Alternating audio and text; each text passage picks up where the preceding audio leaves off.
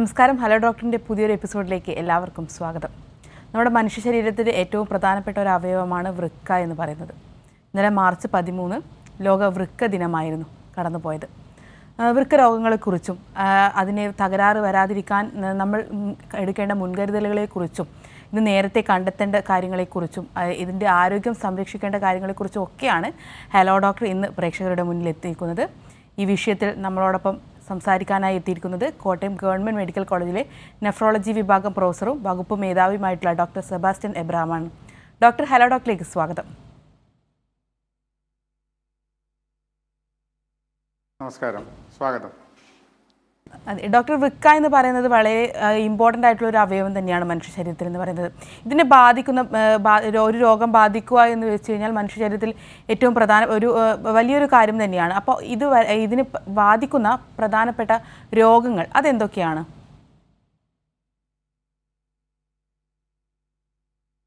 വൃക്കകളെ ബാധിക്കുന്ന രോഗങ്ങളെ പൊതുവായി രണ്ട് രീതിയിൽ തരംതിരിക്കാം. ഒന്ന്, പെട്ടെന്നുണ്ടാകുന്ന വൃക്കസ്തംഭനം അഥവാ അക്യൂട്ട് കിഡ്നി ഇഞ്ചുറി.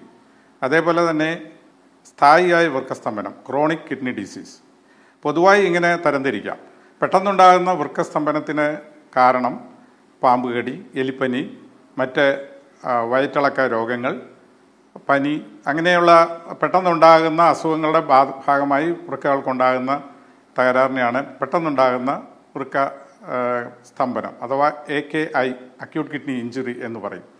അതേപോലെ തന്നെ സ്ഥായിയായ വൃക്കസ്തംഭനം എന്ന് പറഞ്ഞാൽ 3 മാസത്തിൽ കൂടുതൽ വൃക്കകളുടെ പ്രവർത്തനം മാന്ദ്യം ഭവിക്കുകയും അത് തിരിച്ചു കൊണ്ടുവരാൻ പാടില്ലാത്ത രീതിയിലേക്ക് ആയിപ്പോവുകയും ചെയ്യുന്നതിനെയാണ് ക്രോണിക് കിഡ്നി ഡിസീസ് അഥവാ CKD എന്ന് പറയുന്നത്. ഇതുകൂടാതെ വൃക്കകളെ ബാധിക്കുന്ന മറ്റ് അസുഖങ്ങൾ, പ്രത്യേകിച്ച് മൂത്രത്തിൽ കൂടെ പ്രോട്ടീൻ പോകുന്ന നെഫ്രോട്ടിക് സിൻഡ്രോം, അതുപോലെ മൂത്രത്തിൽ രക്തവും പ്രോട്ടീനും പോകുന്ന അക്യൂട്ട് നെഫ്രിറ്റിക് സിൻഡ്രോം, അതുപോലെ പല അസുഖങ്ങൾ, വൃക്കകളിലുണ്ടാകുന്ന കല്ലുകൾ, വൃക്കകളിലെ പഴുപ്പ്, അതുപോലെ ജനിതകമായ അസുഖങ്ങൾ, വൃക്കകളിലുണ്ടാകുന്ന സിസ്റ്റുകൾ അഥവാ വെള്ളക്കെട്ട് പോലെയുള്ള അസുഖങ്ങൾ, ഇങ്ങനെ പല അസുഖങ്ങൾ വേറെയുമുണ്ട്. പൊതുവെ പെട്ടെന്നുണ്ടാകുന്ന വൃക്കസ്തംഭനം അക്യൂട്ട് കിഡ്നി ഇഞ്ചുറി ആൻഡ് സ്ഥായിയായ വൃക്കസ്തംഭനം ക്രോണിക് കിഡ്നി ഡിസീസ്, ഇതാണ് പൊതുവെയുള്ള വൃക്ക രോഗങ്ങളുടെ ഒരു ക്ലാസിഫിക്കേഷൻ. ശരി ഡോക്ടർ, വ്യക്തമാണ്. ഡോക്ടർ, ഈ ഒരു കാലഘട്ടത്തിൽ വൃക്കരോഗം എന്ന് പറയുന്നത് പലരും സർവ്വസാധാരണമായിട്ട് കണ്ടുവരുന്ന ഒരു രോഗമാണ്. അതിനുള്ള പ്രധാന കാരണം അതെന്താണ്?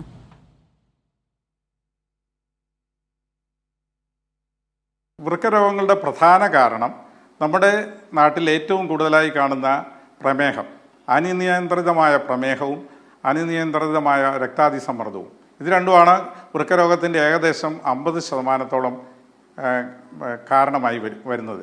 അതോടൊപ്പം തന്നെ ഞാൻ കുറച്ചു മുമ്പേ സൂചിപ്പിച്ച വൃക്കകളിലുണ്ടാകുന്ന നീർക്കെട്ട് അഥവാ ഗ്ലോമറുലോ നെഫ്രൈറ്റിസ്, അതുപോലെ നെഫ്രോട്ടിക് സിൻഡ്രോം, RPGN, ഇങ്ങനെ പല വൃക്കകളിലുണ്ടാകുന്ന കല്ലുകൾ, വൃക്കകളിലെ പഴുപ്പ്, ജനിതകമായ അസുഖങ്ങൾ, വൃക്കകളിലുണ്ടാകുന്ന സിസ്റ്റുകൾ, അങ്ങനെ പല അസുഖങ്ങൾ കൊണ്ടും വൃക്കരോഗം ഉണ്ടാകാമെങ്കിലും ഏറ്റവും കൂടുതലായിട്ട് കാണപ്പെടുന്നത് ഡയബറ്റീസും ഹൈപ്പർ ടെൻഷനുമാണ്. രക്താതിസമ്മർദ്ദവും അനിയന്ത്രിതമായ പ്രമേഹവുമാണ് മിക്കവാറുമുള്ള ഏറ്റവും പഴകിയ വൃക്കസ്തംഭനത്തിന് കാരണമാകുന്നത്. വളരെ വ്യക്തമാണ് ഡോക്ടർ. ഡോക്ടർ, അതുപോലെ തന്നെ നമുക്കിപ്പോൾ വൃക്കരോഗമുണ്ട്, അതിൻ്റെ ഒരു സംരക്ഷണം അത് എങ്ങനെ നമുക്ക് തിരിച്ചറിയാൻ എങ്ങനെ കഴിയും നമുക്കൊരു രോഗമുണ്ട് എന്നുള്ളത്?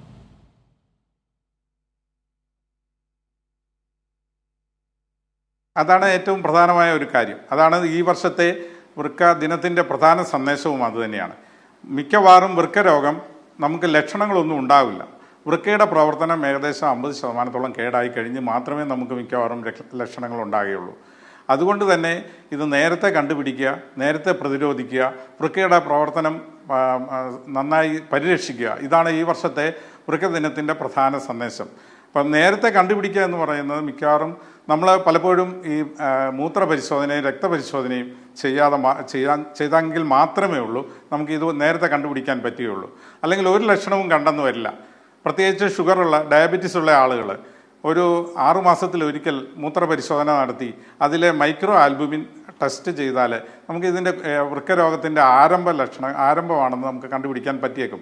അപ്പോൾ അങ്ങനെയുള്ളതിനെ നമ്മൾ ചികിത്സിച്ച് ഭേദമാക്കി കഴിഞ്ഞാൽ അത് വൃക്കരോഗം പ്രോഗ്രസ് ചെയ്യാനും അതിനെയൊക്കെ തടയാൻ നമുക്ക് സാധിക്കും. അതേപോലെ തന്നെ റെഗുലറായിട്ട് ബ്ലഡ് പ്രഷർ ചെക്ക് ചെയ്യുക. ബ്ലഡ് പ്രഷർ കൃത്യമായി കൺട്രോൾ ചെയ്തു പോയി കഴിഞ്ഞാലും വൃക്കരോഗത്തിലേക്കുള്ള പ്രയാണത്തിനെ നമുക്ക് തടയാൻ പറ്റും. ഇത് രണ്ടും മിക്കവാറും ശ്രദ്ധിച്ചു കഴിഞ്ഞാൽ പകുതി വൃക്കരോഗങ്ങളെ നമുക്ക് തടയാനും പറ്റും. അതുകൊണ്ട് വൃക്കരോഗത്തിൻ്റെ വലിയൊരു പ്രശ്നം എന്ന് പറയുന്നത് അതിന് ലക്ഷണങ്ങളുണ്ടാവില്ല, പരിശോധനകളിലൂടെ മാത്രമേ ഉള്ളൂ നമുക്കിത് കണ്ടുപിടിക്കാൻ പറ്റുകയുള്ളൂ. പരിശോധനകൾ പ്രത്യേകിച്ച് വളരെ സിമ്പിളായിട്ടുള്ള ഒരു പരിശോധനയാണ് മൂത്രപരിശോധന നടത്തിയാൽ നമുക്കതിൽ പ്രോട്ടീൻ ഉണ്ടോ, മൈക്രോ ആൽബ്യൂമിൻ ഉണ്ടോ. ഇങ്ങനെയുള്ള മൈക്രോ ആൽബ്യൂമിൻ എന്ന് പറഞ്ഞു കഴിഞ്ഞാൽ ഹൃദയത്തിൻ്റെ അറ്റാക്കിനെയും അതിൻ്റെ ഒരു ഏർലിയർ ഡിറ്റക്ടറായിട്ട് തന്നെ ഇതിനെ കണക്കാക്കുന്നുണ്ട്. അതുകൊണ്ട് മൈക്രോ ആൽബ്യൂമിൻ കണ്ടൻ്റ് ഉണ്ടോ എന്നറിഞ്ഞാൽ അത് അനുസരിച്ച് നമുക്ക് ചികിത്സയെ മോഡിഫൈ ചെയ്യാനും അതനുസരിച്ച് വൃക്കരോഗത്തിനെ പ്രതിരോധിക്കാനും നമുക്ക് സാധിക്കും. ശരി ഡോക്ടർ, നമുക്കിപ്പോൾ ഒരു വൃക്കരോഗം വന്നു കഴിഞ്ഞാൽ അത് നമ്മുടെ ശരീരത്തിനെ എങ്ങനെയൊക്കെ ബാധിക്കുന്നു?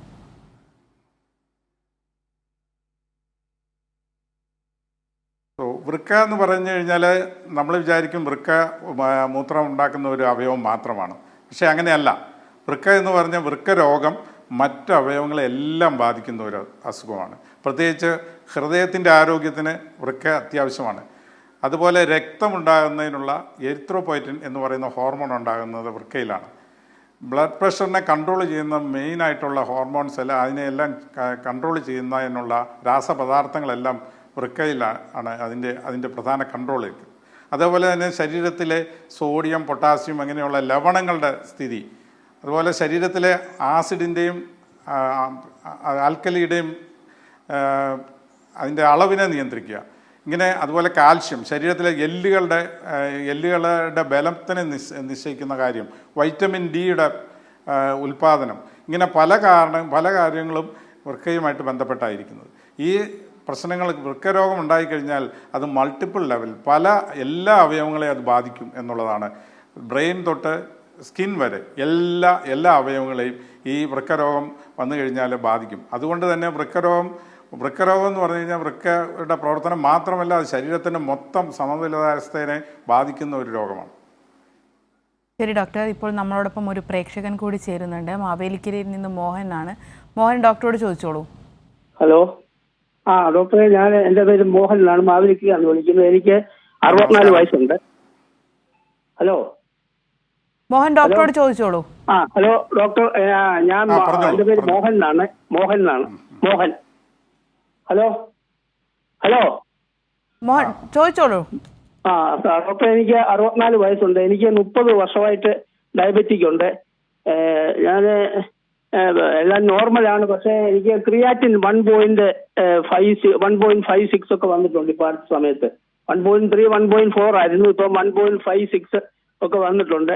അതിന് അസിഡോസ് എന്ന് പറഞ്ഞ ഗുളികയും സേഫ് GFR ഫോർത്ത് എന്ന ഗുളികയും ഞാനിപ്പോൾ കഴിക്കുന്നുണ്ട്, ഷുഗറിന് പുറമെ ആയിട്ട്. പിന്നെ പ്രഷറൊക്കെ നോർമലാണ്. ഈ ക്രിയാറ്റിൻ കൂടുന്നതിന്റെ കാരണം, അതുപോലെ തന്നെ മൂത്രം ഒഴിക്കുമ്പോൾ പഴ പോകുന്നുണ്ട്. 1-2 വർഷമായിട്ട് പഴ നല്ലപോലെ പോകുന്നുണ്ട്. ഹലോ മോഹൻ പറഞ്ഞോ, ഡോക്ടർ കേൾക്കുന്നുണ്ട്. ശരീരത്തിൽ നീരൊന്നുമില്ല, കാലിനൊന്നും നീരൊന്നുമില്ല. മൂത്രത്തിന്റെ അളവ് കുഴപ്പമില്ല. വെള്ളം കുടിക്കുന്ന അനുസരിച്ച് മൂത്രം പോകുന്നുണ്ട്. മൂത്രം മരുന്ന് കഴിക്കുന്നുണ്ടോ? എന്തോ മോഹൻ പ്രഷറിന്റെ മരുന്ന് കഴിക്കുന്നുണ്ടോ? ബ്ലഡ് പ്രഷർ കഴിക്കുന്നുണ്ട്. സിലിഫിക്സ് അർക്കാമിൻ കഴിക്കുന്നുണ്ട്. ഓക്കെ. മോഹനന്റെ മെയിൻ ആയിട്ടുള്ള പ്രശ്നം ഡയബറ്റീസ് വന്നിട്ട് വൃക്കകളെ ബാധിച്ചിട്ടുണ്ട്. അപ്പോൾ മൂത്രപരിശോധന നടത്തിയിട്ടുണ്ടോ? എല്ലാം നടത്തിയിട്ടുണ്ട്. അതെല്ലാം നോർമലായി. ക്രിയാറ്റിൻ മാത്രമേ ഉള്ളൂ. മൂത്രപരിശോധന നടത്തിയിട്ടുണ്ടോ? ഉണ്ട്. ക്രിയാറ്റിൻ മാത്രം 1.56 വന്നു ഇപ്പൊ കഴിഞ്ഞ ആഴ്ച നോക്കിയപ്പോൾ. ഓക്കെ. ഇത് ഡയബറ്റിക് കിഡ്നി ഡിസീസ് എന്ന് പറയുന്ന ഒരു രോഗമാണ്. ഡയബറ്റീസുമായിട്ട് ബന്ധപ്പെട്ട് കിഡ്നിയെ ബാധിക്കുന്ന അസുഖമാണ്. കിഡ്നിക്ക് പ്രവർത്തനത്തെ അത് ബാധിച്ചു തുടങ്ങിയിട്ടുണ്ട്. ക്രിയാറ്റിൻ കുറച്ച് കൂടിയിട്ടുണ്ട്. അപ്പോൾ ഇതിനെ പ്രധാനമായിട്ടും നമ്മൾ ശ്രദ്ധിക്കേണ്ട കാര്യം ഷുഗർ നന്നായിട്ട് കൺട്രോൾ ചെയ്യുക, അതുപോലെ തന്നെ ബ്ലഡ് പ്രഷർ കൺട്രോൾ ചെയ്യുക, പിന്നെ ഭക്ഷണത്തിൽ പ്രത്യേകിച്ച് ഉപ്പിൻ്റെ അംശം കുറയ്ക്കുക, വെള്ളം നമ്മൾ മൂത്രം പോകുന്നതനുസരിച്ച് ശരീരത്തിൽ നീരില്ലാത്തതുകൊണ്ട് വെള്ളം നമ്മുടെ മൂത്രം പോകുന്നതനുസരിച്ച് ക്രമീകരിക്കുക, കൊളസ്ട്രോളിൻ്റെ മരുന്ന് കൊളസ്ട്രോൾ കൂടുതലുണ്ടെങ്കിൽ അതിനെ കൺട്രോൾ ചെയ്യുക, പുകവലി ഒഴിവാക്കുക, പിന്നെ വൃക്കകൾക്ക് കേടുണ്ടാകുന്ന മരുന്നുകൾ പ്രത്യേകിച്ച് ചില വേദന സംഹാരികൾ, ആൻറ്റിബയോട്ടിക്കുകൾ, മറ്റ് ഇൻഡിജിനസ് മെഡിസിൻ അതായത് മറ്റ് മരുന്നുകൾ പ്രത്യേകിച്ച് നമ്മൾ അറിയാൻ പാടില്ലാത്ത മരുന്നുകൾ വൃക്കയുടെ സംരക്ഷണം എന്ന് പറഞ്ഞ് കൂടുതൽ കഴിക്കാതിരിക്കുക, വൃക്കകൾക്ക് പഴുപ്പുണ്ടാകാതിരിക്കുക, ഇങ്ങനെയുള്ള കാര്യങ്ങളെല്ലാം ശ്രദ്ധിക്കുക. അതേപോലെ ഈ ഷുഗർ കൺട്രോളാക്കി നിർത്തുകയും പ്രഷർ കൺട്രോളാക്കി നിർത്തുകയും ചെയ്തു കഴിഞ്ഞാൽ ഈ വൃക്കരോഗം പ്രോഗ്രസ് ചെയ്യും, കൂടുതൽ പെട്ടെന്ന് മോശമാകാതിരിക്കാനുള്ള കൂടുതൽ പിന്നെ ചികിത്സകൾ മുമ്പോട്ട് കൊണ്ടുപോവുകയാണ് വേണ്ടത്. ഡോക്ടർ, പ്രേക്ഷകന് വളരെ വ്യക്തമായെന്ന് കരുതുന്നു. ഡോക്ടർ, ആ ചോദ്യത്തിൻ്റെ കൂടെ തന്നെ ഒരു ചോദ്യം കൂടെ ആവർത്തിക്കുകയാണ്. ഇപ്പോൾ ഡോക്ടർ പറഞ്ഞു നമ്മുടെ ശരീരത്തിലെ പ്രമേഹ രോഗം വൃക്കകളെ നല്ല രീതിയിൽ ബാധിക്കുന്നുണ്ട് എന്ന്. അതിൻ്റെ കുറച്ചുകൂടി വിശദാംശങ്ങളിലേക്ക് കൂടി ഒന്ന് പ്രേക്ഷകർക്ക് പറഞ്ഞു കൊടുക്കാൻ പറ്റുമോ? ഡയബറ്റീസ് വളരെ പല രീതിയിൽ വൃക്കകളെ ബാധിക്കാം. ഒന്ന് അതിലേറ്റവും പ്രധാനമായിട്ടുള്ളതാണ് ഈ മൈക്രോ ആൽബുമിൻ വന്നിട്ട് ഡയബറ്റിക് നെഫ്രോപ്പതി എന്ന് പറഞ്ഞു കഴിഞ്ഞാൽ മൂത്രത്തിൽ കൂടെ പ്രോട്ടീൻ പോവുക. ഈ മൂത്രത്തിൽ കൂടെ പ്രോട്ടീൻ പോകുന്നത് നമ്മുടെ വൃക്കരോഗത്തിൻ്റെ ഒരു ആദ്യ ലക്ഷണമാണ്. അപ്പം മൂത്രത്തിൽ കൂടെ പ്രോട്ടീൻ കൂടുതലായി പോയി അതിൻ്റെ അളവ് വളരെ ക്രമാതീതമായി വർദ്ധിച്ചു കഴിഞ്ഞാൽ അത് കിഡ്നിക്ക് ഡാമേജ് ഉണ്ടാക്കും. കൂടുതൽ മൂത്രത്തിൽ പ്രോട്ടീൻ പോകുമ്പോൾ അത് കൂടുതൽ ഡാമേജ് ഉണ്ടാക്കും. അപ്പോൾ അതിനെ നമ്മൾ പ്രതിരോധിക്കണം. അതൊന്ന്. രണ്ടാമത് ഷുഗർ കൺട്രോളാക്കി പോകണം. അതേപോലെ തന്നെ വൃക്കരോഗം ഈ ഡയബറ്റീസ് ഉള്ള ആളുകളിൽ ഈ രക്തക്കൊഴലുകളിലൊക്കെ ചില കേടുകളുണ്ടാകും. പ്രത്യേകിച്ച് അതെറോസ്ക്ലെറോസിസ് എന്ന് പറയുന്ന രക്തക്കൊഴലുകളിൽ കൂടുതൽ കൊളസ്ട്രോൾ അടിക്കുകയും രക്തക്കൊഴലുകൾ കൂടുതൽ കട്ടി പിടിക്കുകയും ചെയ്ത് അതിൻ്റെ ഭാഗമായിട്ട് തന്നെ പ്രഷർ കൂടുകയും രക്തക്കൊഴലുകളുടെ കേടുകൾ വന്നിട്ട് വൃക്കകളുടെ പ്രവർത്തനത്തെ അത് ബാധിക്കുകയും ചെയ്യാം. ഇങ്ങനെ വരുന്ന രോഗങ്ങളെ കൂടുതലും രക്തക്കൊഴലുകളുമായി ബന്ധപ്പെട്ട രോഗങ്ങളാണ്.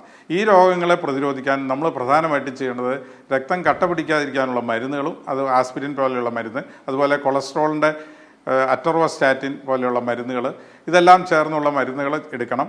അതുപോലെ തന്നെ പ്രോട്ടീൻ കുറയ്ക്കാൻ വേണ്ടിയിട്ട് നമുക്ക് ഒരു വൃക്കരോഗ വിദഗ്ധൻ്റെ അഭിപ്രായം ചോദിച്ച് അതനുസരിച്ച് ചികിത്സ എടുക്കുകയും വേണം. മറ്റ് കാര്യങ്ങൾ, മറ്റു രീതിയിലുള്ള വൃക്കരോഗങ്ങൾ ഈ ഡയബറ്റീസിൽ കൂടുതൽ വരുന്നത് ഡയബറ്റീസുകാർക്ക് കൂടുതൽ മൂത്രത്തിലെ അണുബാധ, അതുപോലെ മൂത്രത്തിലെ പഴുപ്പ്, പൈലോനെഫ്രൈറ്റിസ്, അതുപോലെയുള്ള മറ്റ് പ്രത്യേകതരം ചില യൂറിനറി ഇൻഫെക്ഷൻസ്, ഇതെല്ലാം കൂടുതലായിട്ട് ഡയബറ്റീസുകാർക്ക് കാണാറുണ്ട്. ഇതും വൃക്കകളുടെ പ്രവർത്തനത്തെ ബാധിക്കാൻ സാധ്യതയുണ്ട്. ശരി ഡോക്ടർ, അതുപോലെ തന്നെ രക്തസമ്മർദ്ദം എന്ന് പറയുന്നതും നമ്മുടെ ശരീരത്തിലെ മറ്റവയവങ്ങളിലേക്കൊക്കെ ബാധിക്കുന്ന ഒരു പ്രശ്നമാണ്. അത് വൃക്കയെ എത്രത്തോളം ബാധിക്കുന്നുണ്ട്? ഈ രക്തസമ്മർദ്ദം വളരെ ഒരു പ്രശ്നം പിടിച്ച ഒരു കാര്യം തന്നെയാണ്. രക്തസമ്മർദ്ദം അമിതമായി വർദ്ധിച്ചു കഴിഞ്ഞാൽ അത് വൃക്കകളുടെ പ്രവർത്തനത്തെ ബാധിക്കും. പല രീതിയിലുണ്ട്. ഒന്ന്, കൂടുതലായിട്ട് രക്തസമ്മർദ്ദം കൂടുന്നതനുസരിച്ച് അതിനനുസരിച്ച് രക്തക്കൊഴലുകളിൽ ചില വ്യതിയാനങ്ങളുണ്ടാകും. ഞാൻ പറഞ്ഞില്ല, അതെറോസ്ക്ലെറോസിസ് അതുപോലെ തന്നെ ഈ രക്തക്കൊഴലുകൾ കൂടുതൽ കട്ടിപിടിക്കുകയും അതനുസരിച്ച് വൃക്കയിലേക്കുള്ള രക്തഓട്ടം കുറയുന്നതിനനുസരിച്ച് വൃക്കകളുടെ പ്രവർത്തനത്തെ അത് ബാധിക്കുകയും ചെയ്യാം. അതേപോലെ തന്നെ പ്രഷർ വളരെ കൂടുതലായി വന്നു കഴിഞ്ഞാൽ ഈ രക്തക്കൊഴലുകളുടെ ചെറിയ പടലങ്ങളെ, പ്രത്യേകിച്ച് എൻഡോത്തീലിയം എന്ന് പറയുന്ന അതിനെ ബാധിക്കുകയും അതിനോട് ത്രോംബോട്ടിക് മൈക്രോ ആൻജിയോപ്പതി എന്ന് പറയുന്ന ഒരു പ്രത്യേകതര അസുഖമുണ്ട്. ഇതെല്ലാം അമിതമായ രക്തസമ്മർദ്ദം കൊണ്ട് ഇതുണ്ടാകാം. അതേപോലെ വൃക്കകളിലേക്കുള്ള രക്തഓട്ടം കുറയുന്നതിൻ്റെ ഭാഗമായിട്ട് അനിയന്ത്രിതമായ പ്രഷർ കൂടുതൽ വർദ്ധിക്കുകയും റീനൽ ആർട്ടറി സ്റ്റീനോസിസ് എന്ന് പറയുന്ന ഒരു അസുഖം അതും ഉണ്ടാകാം. ഇങ്ങനെ പല രീതിയിൽ പ്രഷർ കൂടിയത് കൊണ്ട് നമുക്ക് വൃക്കകളെ പല രീതിയിൽ ഇത് ബാധിക്കും. ശരി ഡോക്ടർ, ഇപ്പോൾ നമ്മളോടൊപ്പം ഒരു പ്രേക്ഷകൻ കൂടി ചേരുന്നുണ്ട്. ചെന്നൈയിൽ നിന്ന് മോഹനാണ്. മോഹൻ, ഡോക്ടറോട് ചോദിച്ചോളൂ. ഹലോ സാർ, ചെന്നൈയിൽ നിന്നാണ് മോഹനാണ് വിളിക്കുന്നത്. എനിക്ക് യൂറിക് ആസിഡ് കൂടി വരുന്നുണ്ട്. യൂറിക് ആസിഡ് ഒരു 6 മാസം മുമ്പ് 7.8 ഉണ്ടായിരുന്നു. ഇപ്പോൾ വന്ന് 9.2 വരെ ഉണ്ട്. BP പേഷ്യൻ്റ് ആണ്. BP അതുപോലെ BP ഓരോ ടൈമിൽ ഒരാളാണ്. ഇപ്പോൾ 150/96 എല്ലാം ഉണ്ട്. മരുന്ന് കഴിക്കാൻ BP ഷുഗർ ഇല്ല. അത് യൂറിക് ആസിഡ് കൂടുന്നത് കിഡ്നി ആയിട്ട് വല്ല സംബന്ധമുണ്ടോ? അതോ ഒരു പ്രശ്നം വരുമോ? അതുകൊണ്ട്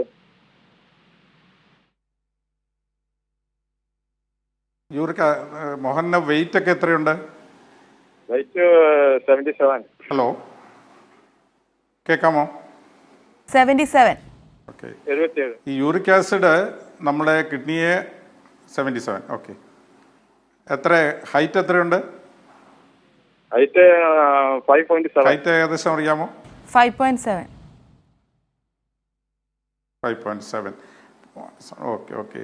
അപ്പം 5.7 എന്ന് പറയുമ്പോൾ കുറച്ച് വണ്ണം കൂടുതലുണ്ട്. നമുക്ക് അമിത വണ്ണമുള്ളവരിൽ കൂടുതലായിട്ട് യൂറിക് ആസിഡ് ഉണ്ടാകാറുണ്ട്. അത് മെറ്റബോളിക് സിൻഡ്രോം എന്ന് പറയുന്ന ഒരു അസുഖത്തിൻ്റെ ഭാഗമായിട്ട് ഇതുണ്ടാകാം. അതേപോലെ തന്നെ യൂറിക് ആസിഡ് നമ്മുടെ രക്തക്കുഴലുകളെ ബാധിക്കുകയും രക്തക്കുഴലുകളെ വഴിയായിട്ട് പ്രഷറിനെ അതുപോലെ രക്തക്കുഴലുകളുടെ പ്രവർത്തനത്തെ അത് ബാധിക്കും. 2, യൂറിക് ആസിഡ് നമ്മളെ വൃക്കകളിൽ അത് കൂടുതലായിട്ട് ഡെപ്പോസിറ്റ് ചെയ്ത് യൂറിക് ആസിഡ് ക്രിസ്റ്റൽസ് ഡെപ്പോസിറ്റ് ചെയ്ത് സ്റ്റോൺ ഉണ്ടാകാൻ സാധ്യതയുണ്ട്. യൂറിക് ആസിഡ് വൃക്കകളിൽ നീർക്കെട്ടുണ്ടാക്കാം. യൂറിക് ആസിഡ് നെഫ്രോപ്പതി എന്ന് പറയുന്ന അസുഖം ഉണ്ടാക്കാം. അങ്ങനെ പല രീതിയിൽ യൂറിക് ആസിഡ് വൃക്കകളെ ബാധിക്കാം. ഈ യൂറിക് ആസിഡ് കൂടുതൽ ഉണ്ടാകുന്നത് നമ്മൾ ഈ മെറ്റബോളിക് സിൻഡ്രോമിൻ്റെ ഭാഗമായിട്ട്, പിന്നെ നമ്മുടെ ചില അതിൻ്റെ എൻസൈമാറ്റിക് ചില പ്രോബ്ലംസിൻ്റെ ഭാഗമായിട്ടും ഉണ്ടാകാം. അപ്പോൾ അത് നമ്മൾക്ക് യൂറിക് ആസിഡ് വളരെ കൂടുതലായിട്ടുണ്ടെങ്കിൽ അത് നിയന്ത്രിക്കാനുള്ള മരുന്നുകൾ ലഭ്യമാണ്. അതനുസരിച്ചുള്ള ചികിത്സകളും. ഡോക്ടർ, നമ്മൾ വൃക്കരോഗങ്ങളെക്കുറിച്ചാണ് സംസാരിച്ചത്. ഈ വൃക്കരോഗങ്ങൾ കുട്ടികളിലേക്ക് എത്രത്തോളം ബാധിക്കുന്നുണ്ട്? എങ്ങനെയാണ് അത് അവരിലേക്ക് ബാധിക്കുന്നത്?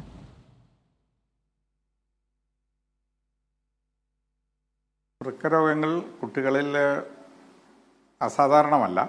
പ്രത്യേകിച്ച് ഏറ്റവും പ്രധാനമായിട്ടുള്ളത് ജനിതകമായ ചില അസുഖങ്ങളുടെ ഭാഗമായിട്ട് കുട്ടികളിൽ വൃക്കരോഗമുണ്ടാകാം. പ്രത്യേകിച്ച് ചില ജനിതകമായ അനോമലീസ് കുട്ടികളിലുണ്ടാകാം. അതുമായിട്ട് ബന്ധപ്പെട്ട് പ്രത്യേകിച്ച് റിഫ്ലക്സ് എന്ന് പറയുന്നത്, അതുപോലെ തന്നെ കാക്കുട്ട് എന്ന് പറയും, അതായത് congenital anomalies of the kidney and urinary tract എന്നാണ് പറയുന്നത്. അതിൻ്റെ ഭാഗമായിട്ട് വൃക്കരോഗം ഉണ്ടാകാം. അതേപോലെ തന്നെ വളരെ കോമൺ ആയിട്ട് കാണുന്നതാണ് നെഫ്രോട്ടിക് സിൻഡ്രോം. കൊച്ചു കുട്ടികളിൽ കാണുന്ന പെട്ടെന്ന് ദേഹം മുഴുവൻ നീര് വരിക, മൂത്രത്തിൽ ആൽബുമിൻ അമിതമായി പോവുക, ഇങ്ങനെ ഉണ്ടാകുന്ന ശരീരത്തിലെ ആൽബുമിൻ്റെ അളവ് കുറയുക, ദേഹം മുഴുവൻ അമിതമായ നീർക്കെട്ടുണ്ടാകുക, മുഖത്ത് അതുപോലെ നെഞ്ചിലുമൊക്കെ നീർക്കെട്ടുണ്ടാകുക. ഇങ്ങനെയുള്ള ഒരു നെഫ്രോട്ടിക് സിൻഡ്രോം എന്ന അസുഖം വളരെ കോമൺ ആണ്. ഇത് രണ്ടും പിന്നെ അതുപോലെ തന്നെ പലപ്പോഴും ഈ അസുഖങ്ങളുമായി ബന്ധപ്പെട്ട് ഇടവിട്ടുള്ള മൂത്രത്തിലെ പഴുപ്പുണ്ടാകുക, അത് കൂടുതലും റിഫ്ലക്സ് എന്ന് പറയുന്ന ഒരു അസുഖത്തിൻ്റെ ഭാഗമായിട്ടുണ്ടാകാം.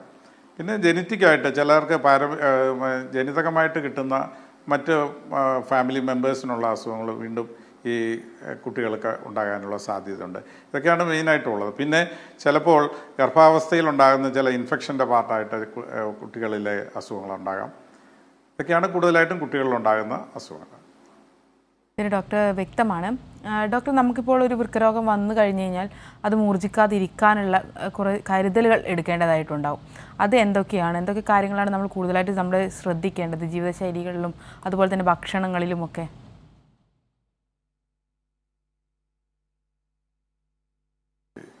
നല്ലൊരു ചോദ്യമാണ്.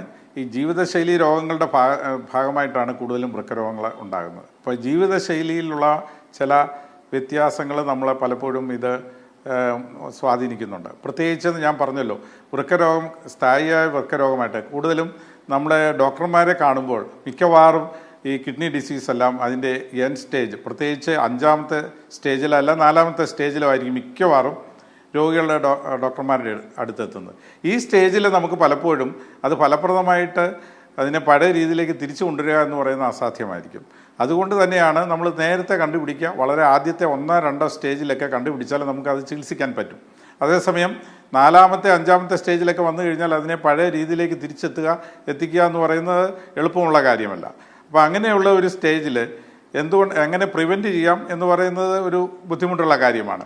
അതേസമയം നമുക്ക് ഏറ്റവും കൂടുതൽ ഈ പ്രൈമറി പ്രിവെൻഷൻ, അതായത് ഏറ്റവും പ്രാഥമികമായിട്ടുള്ള പ്രതിരോധം അത് നടത്താവുന്നത് പ്രത്യേകിച്ച് നമ്മുടെ ജീവിതശൈലിയിലുണ്ടാകുന്ന മാറ്റങ്ങൾ കൊണ്ടാണ്. അതിലേറ്റവും പ്രധാനമായിട്ടുള്ളത് നമ്മുടെ അമിതവണ്ണം. ഞങ്ങൾ ഈ കഴിഞ്ഞ ഈ വൃക്ക ദിനവുമായിട്ട് ബന്ധപ്പെട്ട് നടത്തിയ ചില സ്ക്രീനിങ് ടെസ്റ്റുകളിൽ ഞങ്ങളൊരു കമ്മ്യൂണിറ്റി സർവേ നടത്തി, അതുപോലെ തന്നെ കോളേജിലൊരു സർവേ നടത്തി, അതുപോലെ മെഡിക്കൽ കോളേജിലെ സ്റ്റാഫിന് വേണ്ടിയിട്ടുള്ള സ്ക്രീനിങ് നടത്തി. ഇതിലെല്ലാം ഞങ്ങൾ കണ്ട ഒരു കാര്യം, നമ്മുടെ എല്ലാവരുടെയും ബോഡി മാസ് ഇൻഡെക്സ് വളരെ കൂടുതലാണ്. ഒരു മെഡിക്കൽ കോളേജിലെ സ്റ്റാഫിന് നടത്തിയ ഒരു പരിശോധനയിൽ ഏകദേശം 40% ആളുകളിൽ ബോഡി മാസ് ഇൻഡെക്സ് 25-ന് മേളിൽ, അതായത് അമിതവണ്ണം വളരെ കൂടുതലാണ്. കുട്ടികളിലും അമിതവണ്ണം, പ്രത്യേകിച്ച് നമ്മുടെ ഫുഡ് ഹാബിറ്റിനുള്ള ചില വ്യത്യാസം കൊണ്ട് ഈ ജങ്ക് ഫുഡ് കഴിക്കുക, അതുപോലെ നമ്മൾ ഒട്ടും അല്ലാതെ പലപ്പോഴും എക്സസൈസ് ഒന്നും ഇല്ലാതെ ജീവിതശൈലി വളരെ ഐഡിയലായിട്ടിരിക്കുക, ഇങ്ങനെയുള്ള കാര്യങ്ങൾ കൊണ്ട് കൂടുതലും നമ്മൾ ഈ ഒട്ടും എക്സർസൈസ് ഇല്ലാത്ത ഒരു ജീവിതചര്യയുടെ ഭാഗമായിട്ട് നമുക്ക് അമിതവണ്ണവും പൊണ്ണത്തടിയുടെ ഭാഗമായിട്ടുള്ള മറ്റ് രോഗങ്ങളും ഉണ്ടാകുന്നു എന്നുള്ളതാണ് ഒരു പ്രധാന ഭാഗം. അപ്പോൾ ഇതിന് നമ്മൾ ഷുഗർ ഉണ്ടെങ്കിൽ ഷുഗർ വരാതിരിക്കാൻ, പ്രത്യേകിച്ച് ഈ വണ്ണമുള്ളവരിൽ ഈ ഷുഗർ പ്രഷറൊക്കെ കൂടുതൽ വരാനുള്ള സാധ്യതയുണ്ട്. അതുപോലെ യൂറിക് ആസിഡ് കൂടുക, കൊളസ്ട്രോൾ കൂടുക. അപ്പോൾ ഈ ജീവിതശൈലിയിൽ ഉണ്ടാകുന്ന മാറ്റം ഈ വൃക്കരോഗത്തിനെ ആദ്യ സ്റ്റേജിൽ തന്നെ പ്രതിരോധിക്കാൻ ഏറ്റവും ബെസ്റ്റായിട്ടുള്ള ഒരു കാര്യമാണ്. അതേപോലെ തന്നെ നമുക്ക് പ്രത്യേകിച്ച് നമ്മുടെ മരുന്നുകളുടെ ഉപയോഗം, മരുന്നുകൾ അമിതമായിട്ട് പ്രത്യേകിച്ച് അറിയാൻ പാടില്ലാത്ത മരുന്നുകൾ, ഇൻഡിജീനസ് മെഡിസിൻസ്, അത് പലപ്പോഴും വൃക്കകളെയാണ്. എല്ലാ മരുന്നുകളും നമ്മുടെ ശരീരത്തിൽ കയറി കഴിഞ്ഞാൽ അത് ലിവർ വഴിയോ കിഡ്നി വഴിയോ ആണ് പുറത്തേക്ക് പോകുന്നത്. അപ്പോൾ അങ്ങനെയുള്ള ഒരു സ്റ്റേജിൽ കൂടുതലായിട്ടും നമ്മൾ ഈ മരുന്നുകൾ, വൃക്കകൾക്ക് കേടുണ്ടാകുന്ന മരുന്നുകൾ, പ്രത്യേകിച്ച് നമുക്ക് അറിയാൻ പാടില്ലാത്ത മരുന്നുകൾ, അറിയാവുന്ന ഇംഗ്ലീഷ് മരുന്നുകളിലൊക്കെ നമ്മൾക്ക് പാർശ്വഫലങ്ങളെപ്പറ്റി വളരെ കൃത്യമായിട്ടുള്ള നിർവചനങ്ങൾ അതിൽ കാണും. പക്ഷേ പലപ്പോഴും ഇൻഡിജിനസ് മെഡിസിനിൽ ഇതൊന്നും കാണില്ല. അങ്ങനെയുള്ള മരുന്നുകൾ കഴിക്കുമ്പോൾ നമുക്ക് ചിലപ്പോൾ വൃക്കകൾക്ക് സ്തംഭനം ഉണ്ടാകാൻ സാധ്യതയുണ്ട്. പ്രത്യേകിച്ച് നമ്മൾ ചില ഇലകൾ, അതുപോലെയുള്ള പുളികൾ, ഇതൊക്കെ കഴിക്കുമ്പോൾ പലപ്പോഴും പ്രശ്നങ്ങൾ ഉണ്ടാകാറുണ്ട്. അതേപോലെ നമ്മൾ വളരെ ശ്രദ്ധിക്കേണ്ട ഒരു കാര്യമാണ് ഈ ഫേസ് ക്രീം, അതുപോലെ ഹെയർ സ്ട്രൈറ്റനിങ് ഓക്കെ ഡോക്ടർ, നമ്മളോടൊപ്പം ഒരു പ്രേക്ഷകൻ കൂടി ചേരുന്നുണ്ട്. എരുമേലിയിൽ നിന്നും രമേശാണ്. രമേശ്, ഡോക്ടറോട് ചോദിച്ചോളൂ. ഡോക്ടർ നമസ്കാരം. ഹലോ ഡോക്ടർ നമസ്കാരം. ഡോക്ടർ, ഞാൻ ഒരു 10 വർഷമായി ബി പിക്ക് ഗുളിക കഴിക്കുന്ന ആളാണ്. ബ്ലഡ് പ്രഷറിന് സിലാക്കാറ്റർ എന്ന് പറയുന്ന ഗുളികയാണ് കഴിക്കുന്നത്. എനിക്കൊരു ഇത് സ്ട്രോക്ക് ഉണ്ടായിട്ടുണ്ടായിരുന്നു. മിടുക്കനായ എന്റെ തലച്ചോറ് അന്നേരം അത് പ്രതിരോധിച്ചുകൊണ്ട് രക്ഷപ്പെട്ടു. അതിനും ഗുളിക കഴിക്കുന്നുണ്ട്. എനിക്ക് കിഡ്നിയില് കല്ലുണ്ട്.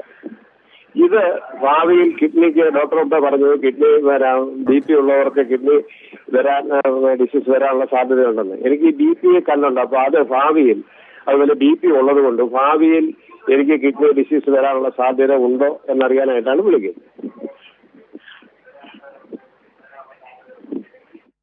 ഓക്കെ, നല്ല ചോദ്യമാണ് ഇത്. ഇദ്ദേഹത്തിൻ്റെ ചോദ്യത്തിൽ തന്നെ അതിൻ്റെ ഉത്തരമുണ്ട്. എന്താണെന്ന് വെച്ച് കഴിഞ്ഞാൽ ഞാൻ പറഞ്ഞല്ലോ, മറ്റ് അസുഖങ്ങൾ, പ്രത്യേകിച്ച് പ്രഷർ കൂടിക്കഴിഞ്ഞാൽ അതൊരു കൂടുതൽ റിസ്ക് ഉള്ള ഒരു ഗ്രൂപ്പാണ്. അതുപോലെ തന്നെ സ്റ്റോണുണ്ട്. ഇത് രണ്ടും വൃക്കകളെ കൂടുതൽ ബാധിക്കുന്ന അസുഖങ്ങൾ തന്നെയാണ്. അങ്ങനെയുള്ളവരിൽ വൃക്കരോഗം വരാനുള്ള സാധ്യത ഉണ്ട്.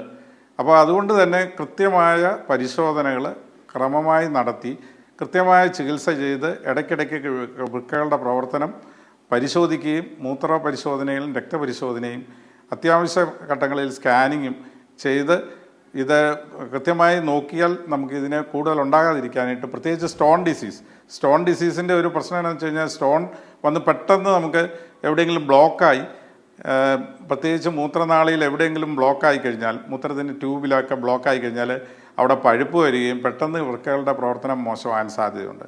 അതേപോലെ തന്നെ ഈ ഹൈപ്പർ ടെൻഷൻ, പ്രത്യേകിച്ച് നിങ്ങൾ സ്ട്രോക്ക് ഉണ്ടായ ആളാണ്, അപ്പോൾ നിങ്ങളുടെ രക്തക്കുഴലുകൾക്ക് കേട് സംഭവിച്ചു കഴിഞ്ഞു, ഒരു തലച്ചോറിലേക്കുള്ള രക്തക്കുഴലിന് കേട് സംഭവിച്ചു കഴിഞ്ഞു. അതേപോലെയുള്ള ഒരു കേട് നമ്മുടെ വൃക്കകളിലേക്കുള്ള രക്തക്കുഴലുകളിലും ഉണ്ടാകാനുള്ള സാധ്യത വളരെ കൂടുതലാണ്. അതുകൊണ്ട് കൃത്യമായ പ്രഷർ കൺട്രോളും അതുപോലെ രക്തം കട്ട പിടിക്കാതിരിക്കാനുള്ള മരുന്ന് പ്രത്യേകിച്ച് സ്ട്രോക്കിന് നിങ്ങൾ കഴിക്കുന്നുണ്ട്. ആ മരുന്നുകളൊക്കെ കൃത്യമായി എടുത്ത് കൃത്യമായ പരിശോധനകൾ നടത്തി ഇനിയും വൃക്കരോഗങ്ങൾ നേരത്തെ കണ്ടുപിടിച്ച് പ്രതിരോധിക്കുകയാണ് വേണ്ടത്. ശരി ഡോക്ടർ, പ്രേക്ഷകന് വ്യക്തമായെന്ന് കരുതുന്നു. വൃക്കരോഗങ്ങളെക്കുറിച്ചും അതിൻ്റെ മറ്റ് പാർശ്വഫലങ്ങളെക്കുറിച്ചും ചികിത്സാ രീതികളെക്കുറിച്ചും ഒക്കെയാണ് ഹലോ ഡോക്ടർ ഇന്ന് സംസാരിച്ചത്. ഈ വിഷയത്തിൽ ഇന്ന് നമ്മളോടൊപ്പം സംസാരിച്ചിട്ടുള്ളത് കോട്ടയം ഗവൺമെൻറ് മെഡിക്കൽ കോളേജിലെ നെഫ്രോളജി വിഭാഗം പ്രൊഫസറും വകുപ്പ് മേധാവിയുമായിട്ടുള്ള ഡോക്ടർ സെബാസ്റ്റ്യൻ എബ്രഹാമാണ്. ഡോക്ടർ നന്ദി. ഹലോ ഡോക്ടറിൻ്റെ ഇന്നത്തെ സമയം ഇവിടെ അവസാനിക്കുകയാണ്. നന്ദി.